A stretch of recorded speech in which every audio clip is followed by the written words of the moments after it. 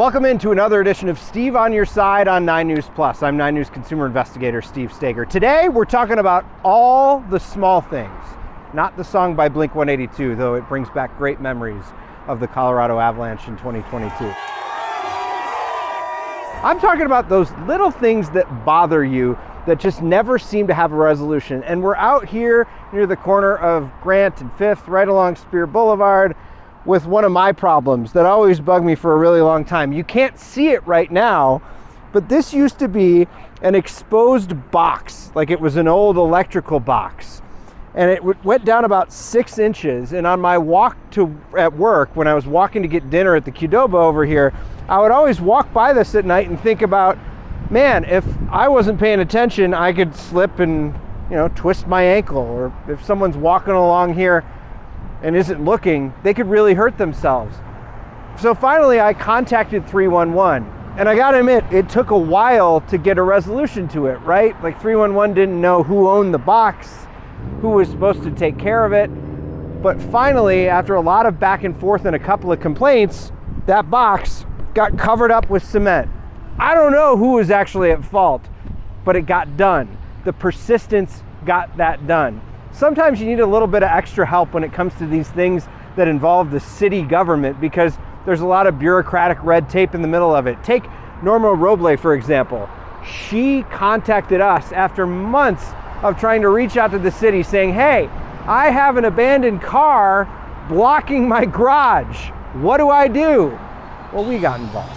Think your summer yard work list is daunting. Try comparing notes with Norma. So we can't get rid of any of these weeds because the truck is in the way. Her to-do list feels impossible because of that teal monster parked right in front of her garage off the alley. So that's the garage. So you can't see it because there's so many weeds. I'm trying to get somebody out here to cut the weeds, but I can't with this thing in the way. The forest around the truck should be a sign of just how long it's been here. Norma and her husband don't come back here often, so they aren't sure how long it's been abandoned here. They do know that they've been trying to get the city's attention about this since at least October. For sure, we don't want to touch it. I mean, we don't know if it's stolen or if they did something in it. We don't know.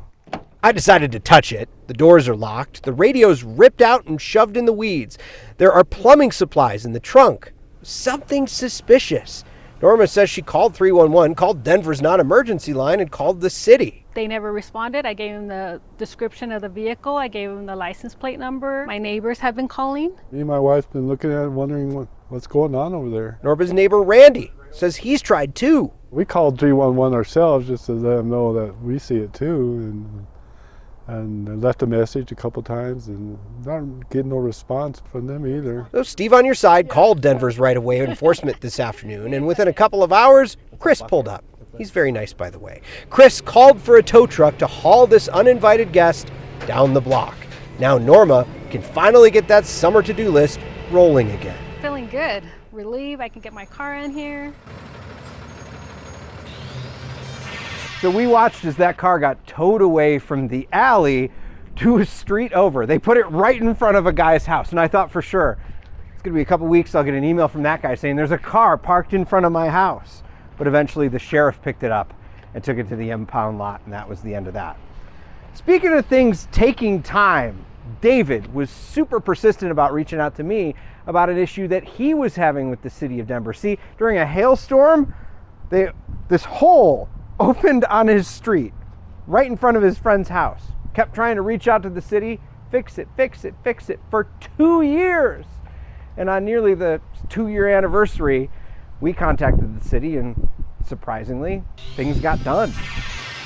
A hailstorm in early May of 2023. When the skies opened up during that legendary hailstorm 2 years ago, David Whitehouse said something else opened up too. It was 1 foot in diameter. That's pretty sizable. Stick your whole hand down in there, and you could put your hand into the storm drain. David was concerned about the hole in front of the house down the street, so he called the city. My friend lives there, and it's kind of by the sidewalk. Someone could step in there. I just thought it would be no big deal to call and have it fixed. I never imagined it would take 2 years. 2 years! We wanted to show you a whole bunch of video of that hole on David's street. The only problem is we reached out to Dottie while we were working on the story, and in less than a day, that hole on David's street turned into a hole bunch of asphalt. Amazing timing when you consider what David's been through. 311 patches you over to wastewater.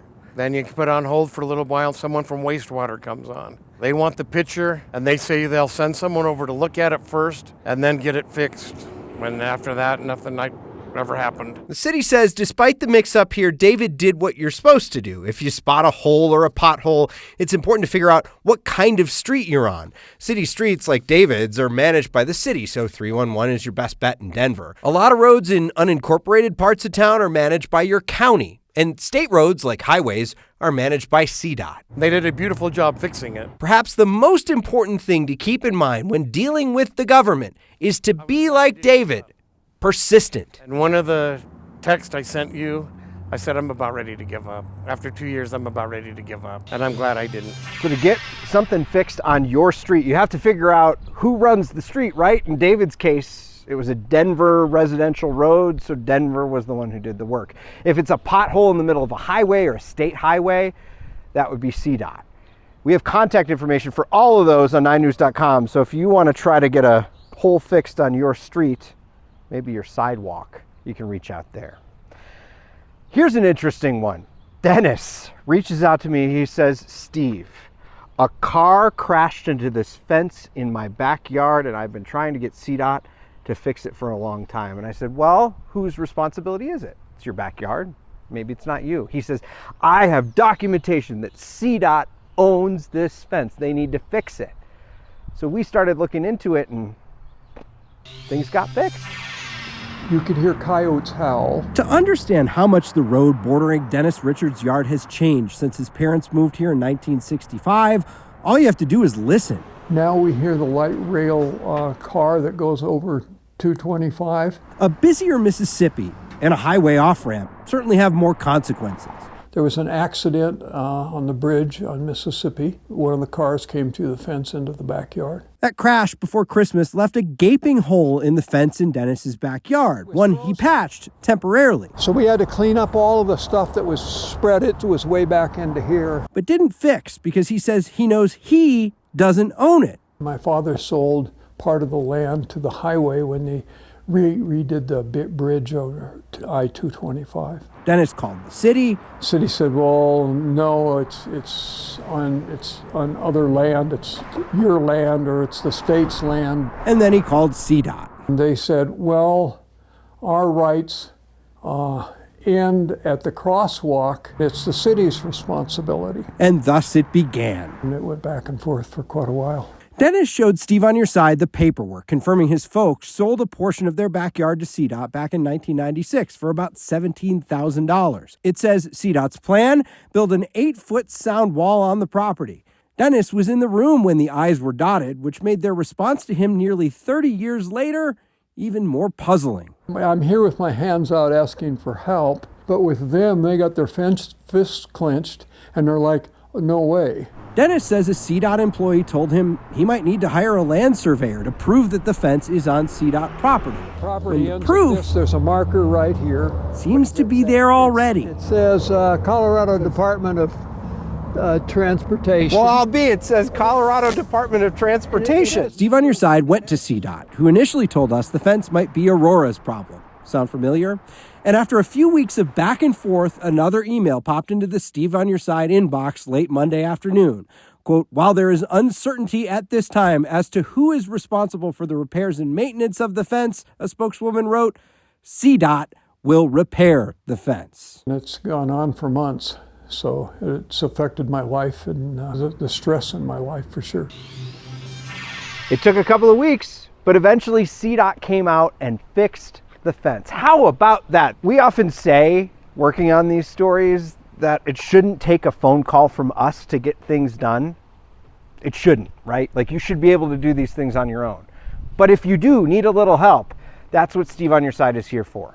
You can contact us by email, steveonyourside@9news.com. And that's going to do it for this edition of Steve on Your Side on 9 News Plus. I'm 9 News consumer investigator Steve Stager. Thanks so much for watching.